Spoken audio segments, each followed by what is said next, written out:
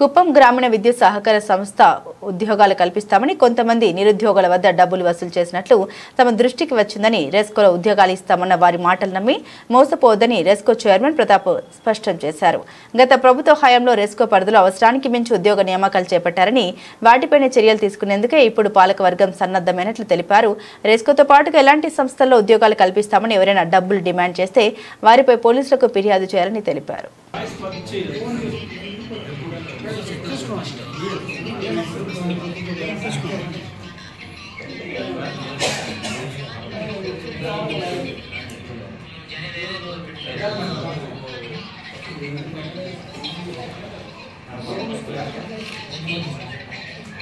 ముందుగా పత్రికా విలేకరులకు అందరికీ కూడా ధన్యవాదాలు తెలియజేస్తున్నాను. పిలిచిన వెంటనే వచ్చినందుకు, టైం తక్కువ ఉన్నా కూడా వెంటనే వచ్చినందుకు మీకు అందరికీ కూడా కృతజ్ఞతలు తెలియజేసుకుంటాం. అదేవిధంగా నాతోటి ఈ కమిటీకి అంతా కూడా నా కృతజ్ఞతలు తెలియజేసుకుంటున్నాను. సో ముందుగా మీ అందరి సపోర్ట్ వల్లే మేము ఈరోజు రెస్కో చైర్మన్గా అయినా లేకుంటే పాలకవర్గం అయినా మేము ఉన్నామంటే మీ అందరి సపోర్ట్ ఉండడం వల్లే ఈరోజు మాకు ఈ అవకాశం వచ్చిందని మీకు అందరికీ తెలియజేసుకుంటున్నాం. దీనికి గాను ఒక ప్రెస్ మీట్ ఏర్పాటు చేయాల్సి ఉంది. బట్ కొన్ని అడ్మినిస్ట్రేషన్ ప్రాబ్లమ్స్ ఉన్న వల్ల అదన్నీ క్లియర్ అయిన తర్వాత అని చెప్పి ఒక పీరియడ్ తీసుకుని తర్వాత మీకు అందరికీ ఒక క్లారిఫికేషన్ ఇద్దాం, ప్రెస్ మీట్ పెట్టి ఒక క్లారిఫికేషన్ ఇద్దామనే ఆలోచనతో ప్రెస్ మీట్ లేట్ చేశాము. కానీ ఈరోజు అనుకోకుండా ఒక సందర్భం వల్ల మిమ్మల్ని అందరినీ పిలిచి ఈరోజు ప్రెస్ మీట్ ఏర్పాటు చేయాల్సిన అవసరం వచ్చింది. ఈ సందర్భంగా నేను మీ ద్వారా ప్రజలకు అందరికీ తెలియజేసుకున్న విషయం ఏమంటే, రెస్కోలో ఇది ఒక సహకార సంస్థ. దీనికి కొన్ని టర్మ్స్ అండ్ కండిషన్స్ ప్రకారమే ఉద్యోగాలు ఇవ్వడం అనేది జరుగుతుంది. లాస్ట్ 5 సంవత్సరాల్లో వాళ్ళు ఏ విధమైన కండిషన్స్ పాటించకుండా, ఒక సిస్టమ్ ప్రకారం లేకుండా, వాళ్ళకి ఒక ఉద్యోగ భద్రత లేకుండా వాళ్ళకి అందరికీ కూడా ఉద్యోగాలు కల్పించారు. అది ఇప్పుడు ఉంటుందో ఊడుతుందో లేని పరిస్థితుల్లో ఉంది. మేము ఆ 51 రిపోర్ట్ ప్రకారం మేమైతే ఆ రిపోర్ట్ని ఆమోదించాము. దాని ద్వారా వచ్చే ఇంకా రాబోయే రోజుల్లో చర్యలు కూడా తీసుకునే ఆస్కారం ఉంటుంది. సో ఇది ఒక పరిస్థితి అయితే దీన్ని ఆసరాగా చేసుకుని 2021 ఇంకా లైసెన్స్ లేకపోయినా ఉద్యోగాలు ఇచ్చారు. ఎవరికి వాడు మధ్యవర్తిత్వం వహించి అది డబ్బులు తీసుకున్నారో లేదా ఇంకేం తీసుకున్నారో తీసుకుని ఉద్యోగాలు కల్పించారు. మాకు ఈరోజు మార్నింగ్ ఉన్నట్టు సందర్భంలో మాకు ఒక మెసేజ్ వచ్చింది. ఏంటంటే, ఎవరో మా పాలక వర్గానికి సంబంధం లేని వ్యక్తులు, పార్టీకి సంబంధం లేని వ్యక్తులు మేము ఉద్యోగాలు కల్పిస్తామని చెప్పి మేము వాళ్ళతో మాట్లాడడం, వీళ్ళతో మాట్లాడడం, ఉద్యోగం తీసిస్తామని చెప్పి మీ ఆధార్ కార్డు పెట్టండి, మీ రేషన్ కార్డు పెట్టండి, మీ మార్క్స్ కార్డు పెట్టండి, మేము మీకు ఓటీపీ పంపిస్తాం, ఆ ఓటీపీ గవర్నమెంట్కి పంపిస్తాం, దాని ద్వారా మీకు గవర్నమెంట్ జాబ్ ఓకే అయిపోతుంది, దానికి 4 లక్షలు ఖర్చు అవుతుంది, 5 లక్షలు ఖర్చు అవుతుంది అని చెప్పి పక్క కాన్స్టిట్యున్సీలో, పలంనేరు కాన్స్టిట్యున్సీలో డబ్బులు వసూలు చేస్తున్నారనే మెసేజ్ మాకు వచ్చింది. దానివల్ల ఈరోజు మేము ప్రజలందరికీ తెలియజేస్తున్నాం, రెస్కో అనేది ఉద్యోగాలు అమ్ముకునే సంస్థ కాదు. ఇది ఒక అత్యవసరమైన సంస్థ, ప్రజలకి చాలా అత్యవసరమైన సంస్థ. కాబట్టి ఏ సందర్భంలో అయినా మేము సహాయం చేసే సిద్ధంగా ఉంటాం. అంతేగాని ఉద్యోగాలు అమ్ముకునేది లేదా ఇంకోటి డబ్బులు తీసుకోవడం అనేది అంతా కూడా జరగదు. దయచేసి మీకు ఎవరైనా ఉద్యోగాలు ఇప్పిస్తామంటే వాళ్ళ మాటలు నమ్మి వాళ్ళకి 1 లక్ష, 2 లక్షలు, 5 లక్షల వరకు సమర్పిస్తున్నారంట. దయచేసి ఇవన్నీ మానేయండి. ఇక్కడ ఎవరు ఉద్యోగాలు అమ్మేవాళ్ళు లేదు. మీకు రెస్కోలో ఏ విధమైన ఉద్యోగ అవకాశాలు, ఇప్పుడున్న పరిస్థితికి రెస్కోలో ఉద్యోగ అవకాశాలు కల్పించే పరిస్థితే లేదు. కాబట్టి దయచేసి మీకు రెస్కోలో ఉద్యోగం ఇప్పిస్తామని ఎవరైనా చెప్తే వెంటనే పోలీస్ స్టేషన్లో కంప్లైంట్ చేయాల్సిందిగా కోరుకుంటున్నాం. కాబట్టి ప్రజలందరికీ తెలియజేసేది ఏమంటే, జాగ్రత్తగా అందరూ కూడా దీన్ని ఫాలో కావాలనుకుంటున్నాం. రెస్కోలో ఏ విధమైన ఉద్యోగాలు లేదు, ఏ విధమైన మధ్యవర్తిత్వాలు లేవు.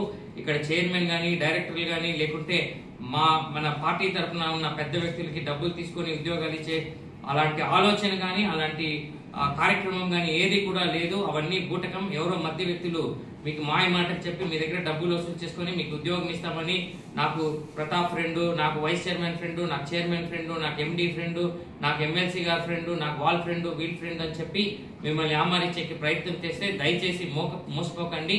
మాకు ఆ కార్యక్రమానికి ఎటువంటి సంబంధం లేదని ఈ పత్రికా ముఖంగా ప్రజలందరికీ కూడా, కుప్పం ప్రజలకి, అదేవిధంగా జిల్లాలో ఉన్న ప్రతి ఒక్కరికి తెలియజేసుకుంటాం. ఎందుకంటే జిల్లాలో కూడా ఈ రెస్కోలో లాస్ట్ 5 years జరిగిన ఇన్సిడెంట్స్ వల్ల నిజమేనేమో ఉద్యోగాలు ఇస్తారేమో అక్కడ ఉద్యోగం వచ్చే అవకాశం ఉంది అని ప్రతి ఒక్కరు కూడా మోసపోయే అవకాశం ఉంది. కాబట్టి ఈ పత్రిక ముఖ్యంగా ఇంత గట్టిగా తెలియజేసుకుంటాం, దయచేసి ఎవరు మోసపోకండి.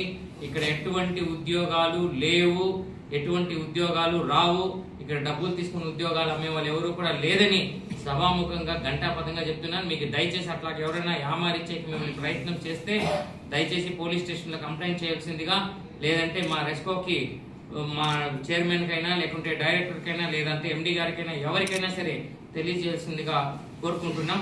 కాబట్టి ప్రతి ఒక్కరు జాగ్రత్తగా ఉండాలని తెలియజేసుకుంటాం. ఈ కార్యక్రమాలకి మా రెస్కో పాలక వర్గానికి కానీ అదేవిధంగా పార్టీ నాయకులకు కానీ ఎవరికి కానీ సంబంధం లేదని ఈ సభాముఖంగా తెలియజేస్తున్నాం. Thank you. జై హింద్. 5 మంది ఉన్నారు హస్తం అనేసి సమాచారం. ఖచ్చితంగా యాక్షన్ తీసుకుంటాం. దానికి ఇప్పుడు ఈ కార్యక్రమం తర్వాత డిఎస్పీ గారికి కంప్లైంట్ కూడా ఇవ్వబోతున్నాం. ఎందుకంటే ఇక్కడ ఒక వ్యక్తి అని కాకుండా మాకు వచ్చిన దీని ప్రకారం 2-3 ప్రమేయం చేసి ఒక టీమ్ గా ఫామ్ అయి చేసినారు. అదే కాకుండా ఓన్లీ రెస్కోనే కాకుండా ఇప్పుడు నర్సింగ్ ది కూడా పడింది జాబ్స్. సో నర్సింగ్ లో మెరిట్ ప్రకారంగా ఉద్యోగాలు వస్తాయి.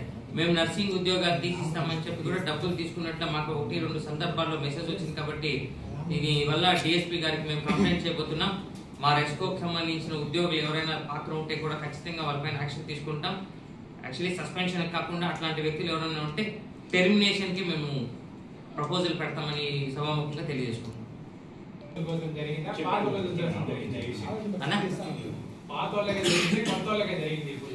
ఇప్పుడు రీసెంట్ గా జరిగింది కాబట్టి మేము దానికి మామూలుగా ఎవరో మాట్లాడుకుంటే పట్టించుకునేది కాదు. ఎందుకంటే ప్రజలను ఇంకా ఒక రకంగా నెగిటివ్ పాజిటివ్ పార్టీలు అయిన తర్వాత విభిన్న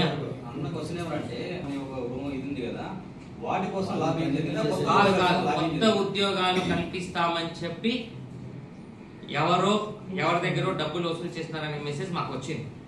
దాంతో రెస్కోలో ఉన్న ఉద్యోగులకు కానీ సంబంధం లేదు, వీళ్ళెవరో థర్డ్ వ్యక్తి చీటింగ్ ప్రొఫెషనల్ గా పెట్టుకున్న వ్యక్తులు ఎవరో చేస్తున్నారని ఒక మెసేజ్ వచ్చింది గ్రూప్ గా ఫామ్ అయింది. ఇది పాత వ్యక్తులు పాత ఉద్యోగాలు కాకుండా కొత్త ఉద్యోగాలు యామాడిపోయే ఇంకొక రీజన్ ఏమంటే లాస్ట్ 5 సంవత్సరాల్లో ఉద్యోగాలు విచ్చలవిడి కల్పించడం వల్ల నిజమేనేమో ఈ పాలకవర్గం కూడా ఉద్యోగాలు ఇదే విధంగా ఇస్తారేమో అని చెప్పి 5 లక్షలు 10 లక్షలు తీసుకుని ఉద్యోగాలు ఇస్తారనే ఆలోచనలో ప్రజలు కూడా మోసపోతున్నారు. కాబట్టి మీ అందరి ద్వారా అందరికీ తెలియజేయాలని ఈ సందర్భంగా తెలియజేస్తున్నాం. అని అది 51 నోటీస్ ప్రకారం మేము ఆమోదించడం అయితే జరిగింది. జనరల్ బాడీలో అప్రూవల్ అయితే అయ్యింది. సో దానికి మించి యాక్షన్స్ కూడా మేము డిసిఓ గారికి రికమెండ్ చేశాము.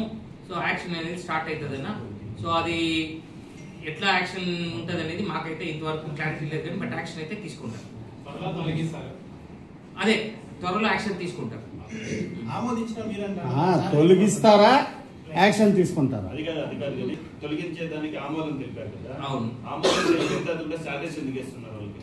అంటే 51 రిపోర్ట్ ని ఎంక్వైరీ రిపోర్ట్ ని మేము ఆమోదించాం. డివిజన్ మనకి కార్పొరేషన్ ఇంకా వస్తుంది, సహకార సంస్థ ఎందుకంటే పని చేస్తున్నారు కాబట్టి శాలరీ అయితే పే చేస్తున్నాం. వన్స్ ఏదైతే మెసేజ్ మనకు వచ్చేస్తుందో అక్కడికి వాళ్ళకి సంస్థకి ఏ విధమైన సంబంధం ఉండదు. అంతవరకు మనకు పనిచేస్తున్న వ్యక్తులు మనకు ఉద్యోగస్తులే, వాళ్ళ దగ్గర మనం పని తీసుకోవాల్సిందే, వాళ్ళకి మనం పే చేయాలి. అంటే మీరు పెట్టిన దాంట్లో మేము చెప్పిన దాంట్లో ఎలాంటి నోటీసులు ఇవ్వకుండానే వీళ్ళని డైరెక్ట్ గా తొలగించేయచ్చు అనేది నేను చూసిందంతా. తొలగించే అధికారం మీకే ఉన్నప్పుడు మళ్ళీ అక్కడ ఎక్కడి నుంచో రావాలంటే నేరుగా తొలగించే అధికారం బోర్డుకి లేదు. ఖచ్చితంగా ఏ విషయం జరిగినా, రెస్కోలో ఏ విధమైన విషయం జరిగినా దాన్ని కంపల్సరీ డిస్ట్రిక్ట్ కోఆపరేటివ్ ఆఫీసర్ కి మనం పంపించాల్సిందే. ఈవెన్ నాకు కార్ కావాలంటే కూడా మేము దానికి లెటర్ పెట్టుకున్నాం డిసిఓ గారికి. ఆ కార్ వాడడానికి కూడా నాకు అధికారం లేదు. ఇవి కొన్ని రకాల ఫేక్ మెసేజెస్ మనకి చాలా సంవత్సరాల ఇంకా కూడా గ్రౌండ్ లెవెల్లో ఉండిపోయింది. బట్ కోఆపరేటివ్ సొసైటీకి సంబంధించి చాలా మనం ఇక్కడ ఏదైతే మనం చేస్తున్నామో దానికి అక్కడ ఉన్న రూల్స్ కి చాలా తేడా ఉండడం వల్ల ఇది డిఫరెంట్ కాన్సెప్ట్. ఏదైనా సరే డిసిఓ గారి దగ్గర ఇంకా పర్మిషన్ తీసుకుని చేయాల్సి ఉంటుంది.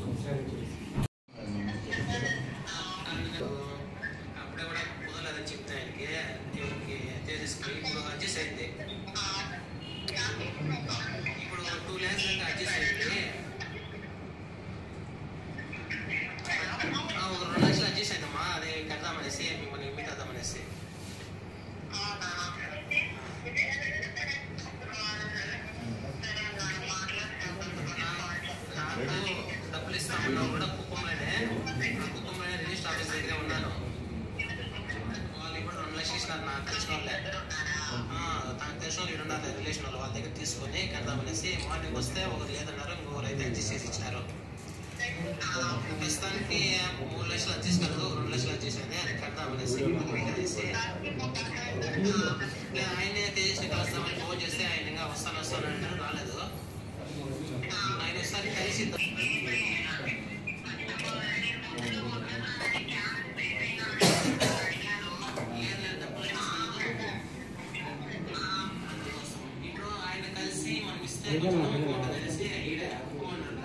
గవర్నమెంట్ ఇంకా కాదు, అది కూడా ఒక కోఆపరేటివ్ ఆఫీసరే ఎంక్వైరీ చేస్తారు.